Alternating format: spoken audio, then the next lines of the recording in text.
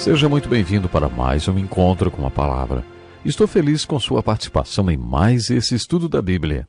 Para aqueles que começaram a ouvir o programa há pouco tempo, quero contar que começamos o estudo da Bíblia a partir do livro de Gênesis no Velho Testamento e hoje já estamos no Novo Testamento, nas cartas do apóstolo Paulo. Aliás, estamos quase acabando mais esta divisão. Lembre-se que, desta vez, não estamos seguindo a mesma ordem em que as cartas foram escritas. Por isso, hoje falaremos sobre uma carta curta, mas muito interessante de Paulo para um homem rico e convertido chamado Filemon. Depois voltaremos para a segunda epístola de Paulo a Timóteo. Estamos quase concluindo o estudo das epístolas de Paulo. Filemon é a quarta carta de Paulo escrita da prisão. Como você verá nos próximos programas, a segunda carta de Paulo a Timóteo também foi escrita da prisão, o que totaliza 5. Apesar da carta de Paulo a Filemon ser uma carta mais curta, ela possui um conteúdo muito importante para aplicação, principalmente na área social. A razão de Paulo ter escrito esta carta foi a seguinte. Filemon era um gentil rico que vivia em Colossos. Parte da igreja de Colossos, para quem Paulo também escreveu uma carta, reunia-se na casa deste homem rico. Filemon era dono de um escravo chamado Onésimo. Onésimo significa útil, e talvez Filemon tenha lhe dado este nome porque ele fosse um escravo muito valioso. Aparentemente, Onésimo roubou o dinheiro do seu senhor Filemon e fugiu, tornando-se ao mesmo tempo fugitivo e ladrão. Mas quando Onésimo conheceu Paulo na cidade de Roma, converteu-se a Jesus Cristo. Ele nasceu de novo naquela prisão em Roma. Nascer de novo envolve arrependimento. E, para cada pessoa, o arrependimento implica em algo diferente. Para Onésimo, arrependimento significou ter de voltar para seu mestre Filemon e encarar as consequências. Deve ter sido isso que Paulo falou para ele. Mas diz também que enviaria uma carta, porque conhecia Filemon muito bem. Foi através de Paulo que Filemon se converteu. Por isso, Paulo escreveu esta carta pedindo por Onésimo, para que Filemon o recebesse de volta, não como um ladrão ou um escravo fugitivo, mas como um irmão em Cristo. Quando Onésimo voltou para seu senhor Filemon, levou consigo esta carta de Paulo.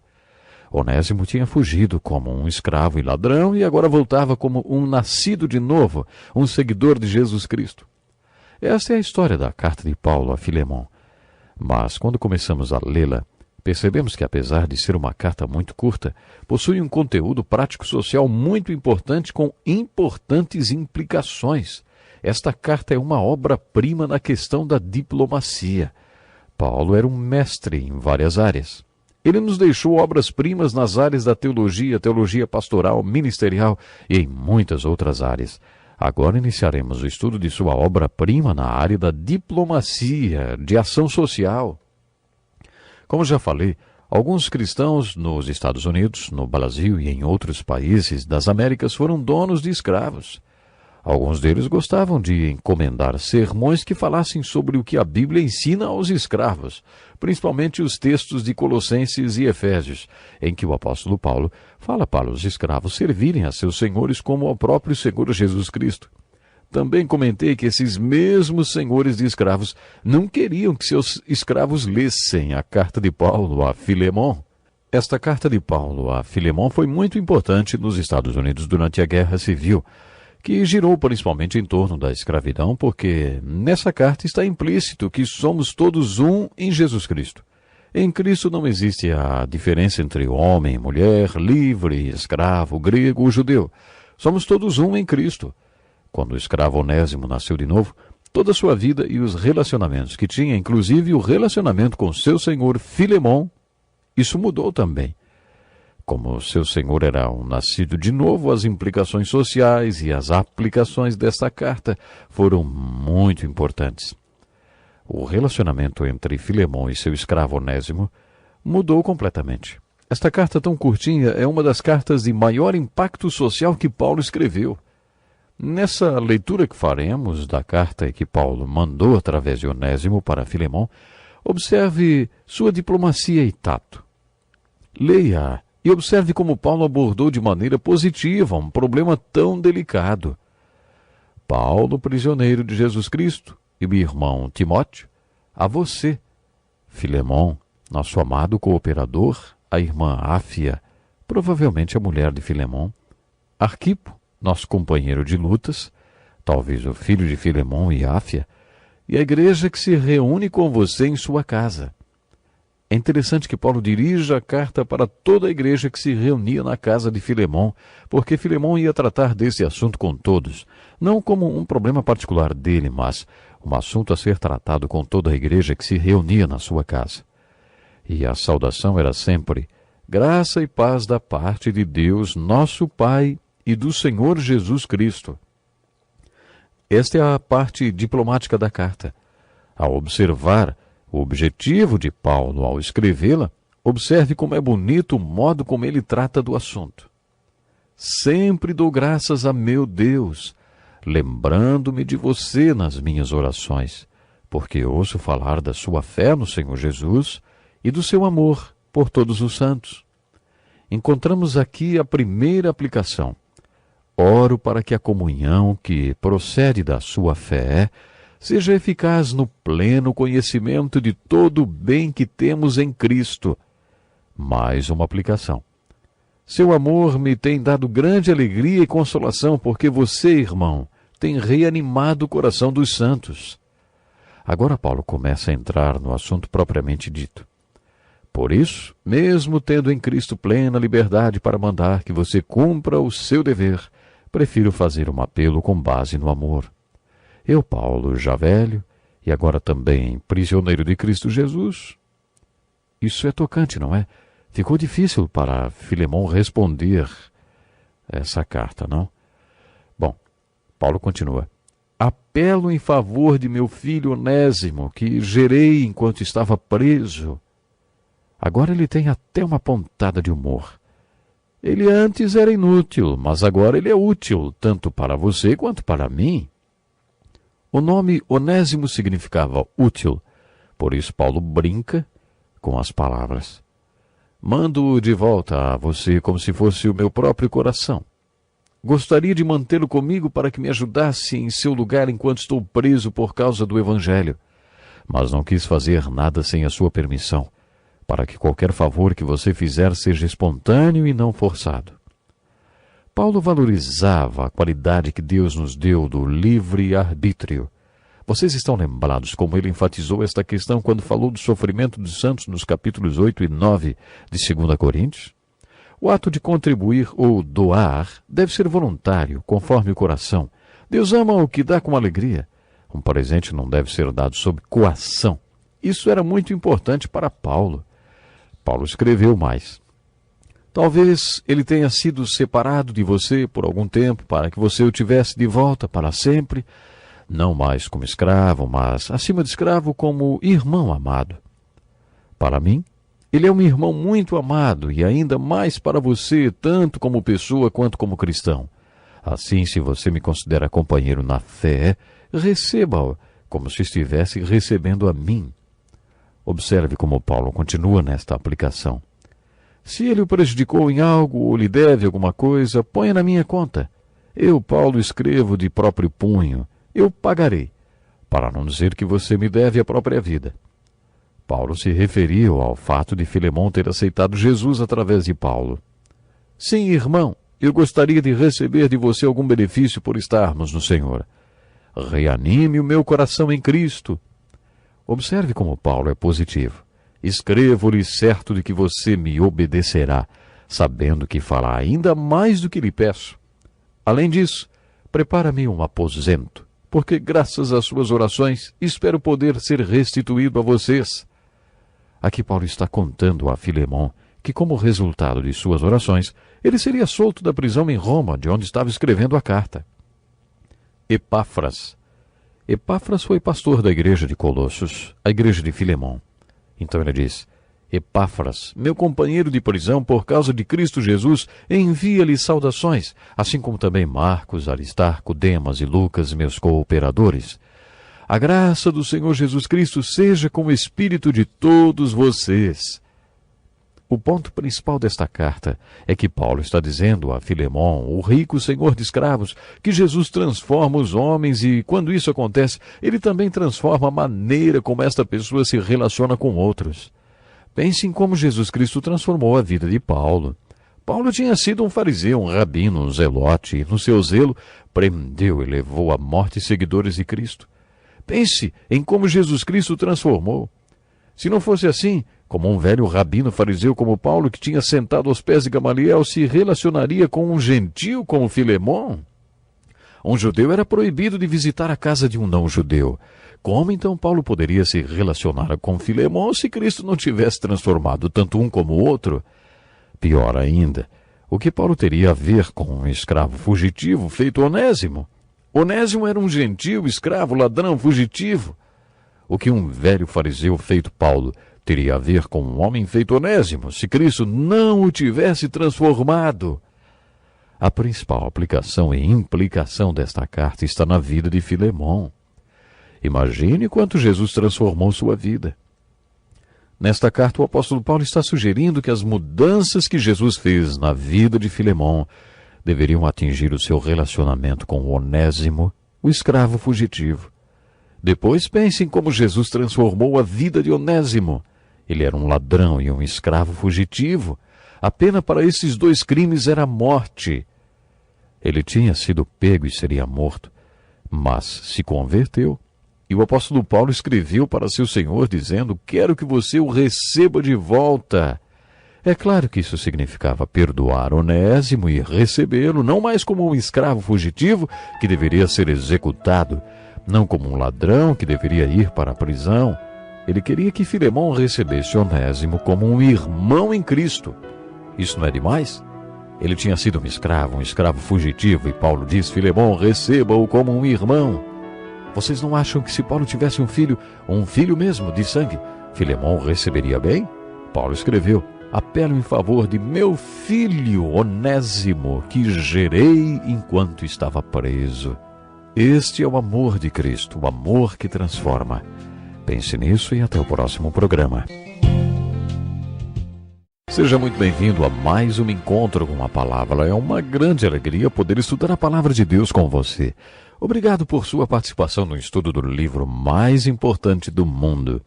No último programa iniciamos o estudo da carta de Paulo a Filemon e hoje faremos a conclusão. Esta carta nos mostra sim que Jesus transforma as pessoas e os seus relacionamentos. Aprendemos no último programa que Filemon era um senhor de escravos rico e que tinha aceitado Jesus através de Paulo. Um dos seus valiosos escravos tinha fugido depois de roubá-lo. O nome desse escravo era Onésimo, que tinha ido parar na prisão de Roma junto com Paulo. Na prisão, Paulo o levou a Cristo. Para Onésimo, arrepender-se significou voltar para o seu senhor, mas quando ele fez isso, levou consigo uma carta que Paulo escreveu para Filemon. Há alguns anos eu fui a um café da manhã com um executivo que parecia ter muitos problemas. Eu achei que ele sofria de úlcera porque pediu licença para deixar a mesa várias vezes e parecia estar muito perturbado. Eu perguntei a ele: você está passando por algum problema pessoal? Ele respondeu com uma pergunta: existe outro tipo de problema a não ser pessoal? Os problemas não giram todos ao redor de pessoas ou de assuntos pessoais? Sabe, esta carta de Paulo a Filemon é muito importante porque trata dos grandes problemas que enfrentamos hoje, os que giram em torno de relacionamentos humanos. E a aplicação dela é a seguinte: Jesus Cristo é a única solução para nossos problemas de relacionamentos, porque Ele pode mudar os seres humanos. Jesus Cristo é o único que pode mudar seres humanos. Por isso, Jesus Cristo é a única solução que temos para nossos problemas pessoais e de relacionamentos. Jesus declarou: ninguém pode ver o reino de Deus se não nascer de novo. O que nasce da carne é carne, mas o que nasce do Espírito é Espírito. Quando a Bíblia usa a palavra carne, quer dizer natureza humana que não foi tratada por Deus. A carne só pode gerar carne até que haja o renascimento espiritual. Jesus Cristo e o novo nascimento que Ele nos proveu são a única solução para os seres humanos e a única solução para os relacionamentos dos seres humanos. Esta é a importante implicação e aplicação da carta de Paulo a Filemon. Mas, lendo esta carta, você encontrará outras aplicações. Muitas pessoas acham que a carta de Filemão é rica em simbolismo. Por exemplo, eles acreditam que a carta de Filemão seja uma alegoria da redenção. Você se lembra qual é o conceito de redenção?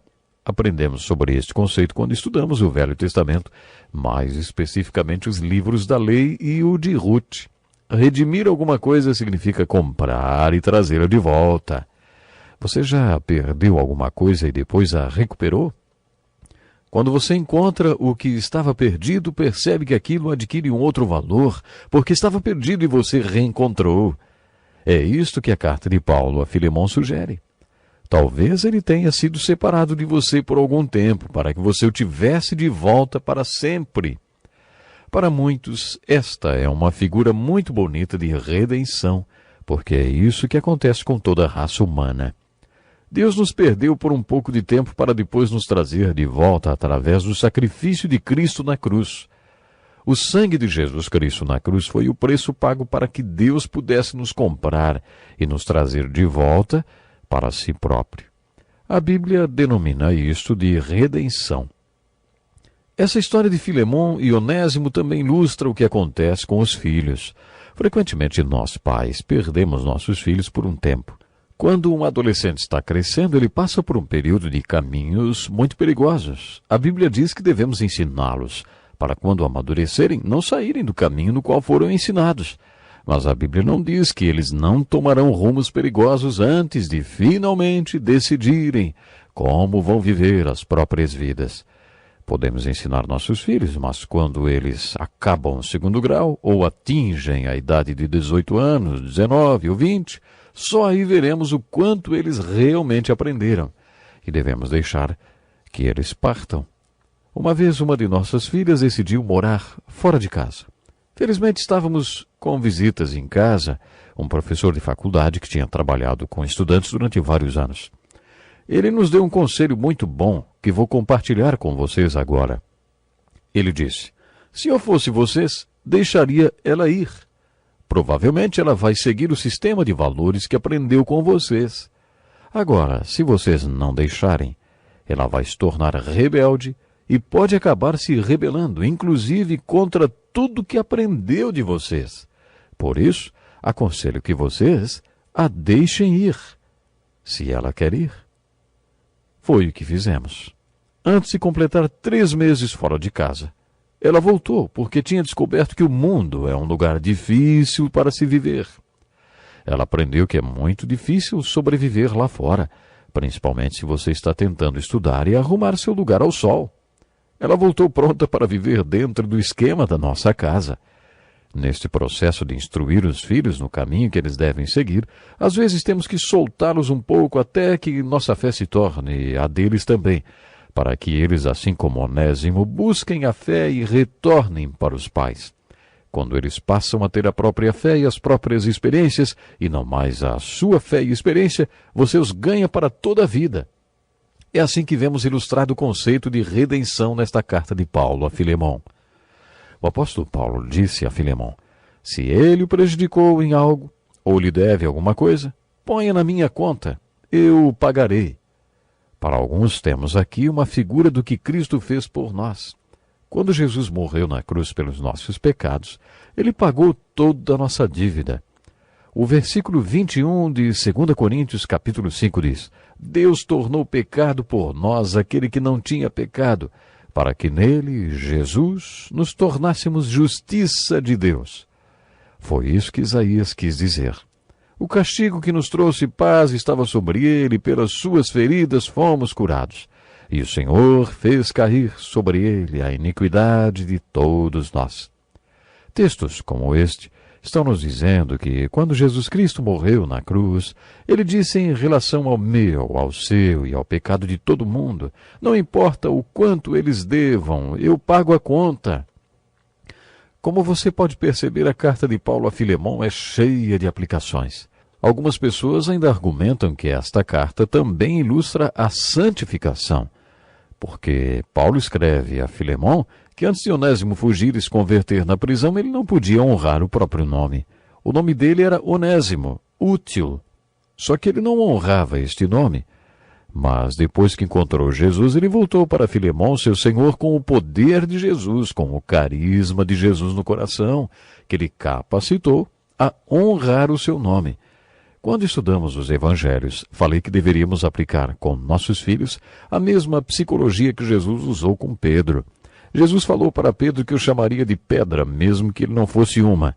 Pedro não era estável, mas Jesus o chamou de pedra durante 3 anos, até que ele se tornou uma. Às vezes devemos tentar isso com nossos filhos. Devemos transmitir a nossos filhos que acreditamos neles e no melhor deles. Devemos dizer-lhes: Deus vai fazer coisas maravilhosas através de você, meu filho.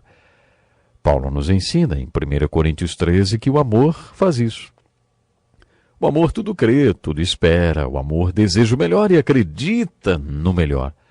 Devemos lembrar disto durante a criação dos nossos filhos. Minha mulher e eu criamos 5 filhos e aprendemos muito com esta experiência.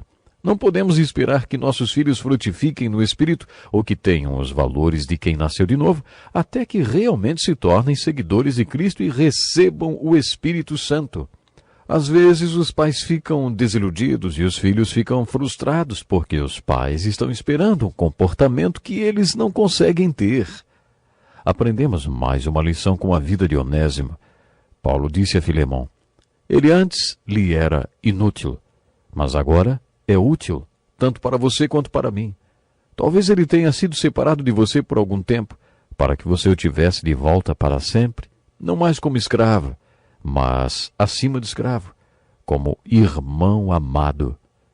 A Bíblia chama isso de santificação. Santificação tem a ver com a maneira como você vai viver, através da graça de Deus, como um nascido de novo, um seguidor de Cristo. Antes de terminar, gostaria de compartilhar mais um pensamento sobre o livro de Filemão. Se ele o prejudicou em algo ou lhe deve alguma coisa, ponha na minha conta. E a seguir ele acrescenta: para não dizer que você me deve a própria vida. A própria vida. Esse termo própria dá a ideia de única. A única vida dele que o faz distinto de todas as outras pessoas. Deus decidiu que você iria existir e deu a você esta vida. Esta sua vida é única, diferente de qualquer outra que já existiu. A individualidade e o fato de ser única a fazem diferente de qualquer outra. De acordo com o que Paulo escreveu a Filemão, só podemos ter esta vida própria a partir do momento que nascemos de novo. Como Filemão era nascido de novo, Paulo pôde dizer que ele tinha a própria vida. Caso contrário, ele não poderia se tornar uma pessoa íntegra e inteira. E por isso Paulo diz: você me deve a própria vida. Ele não teria a vida própria e distinta de todas as outras se não tivesse nascido de novo. Como Paulo foi o agente do seu nascimento, Filemão lhe devia a própria vida. A expressão própria vida tem algo a nos ensinar.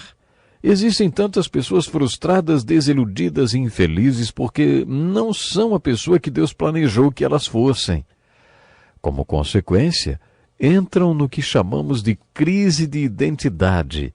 Existem pessoas que estão continuamente tentando descobrir quem e o que são e onde deveriam estar. Talvez esta seja a última ilustração que mencionarei desta carta de Paulo a Filemão. Nela vemos bem ilustrado que jamais seremos nós mesmos com nossa vida própria. Jamais seremos o que Deus planejou que fôssemos se não formos até Jesus Cristo e fizermos o que Paulo, Onésimo e Filemão fizeram, tornar-se um seguidor de Cristo Jesus. Se você já está participando do encontro com a palavra há bastante tempo, ou talvez só esteja nos acompanhando agora, mas nunca chegou no ponto de dizer a Deus: eu creio em Jesus Cristo, que Ele é o único que pode nos reconciliar um com o outro, e eu quero seguir os seus ensinamentos. Eu quero aprender a ser a pessoa que o Senhor quer que eu seja. Então faça isso hoje mesmo. E continue a acompanhar o encontro com a palavra. A Bíblia é o maior livro de todos os tempos, porque é o único a trazer a mensagem de vida verdadeira. Até o próximo programa.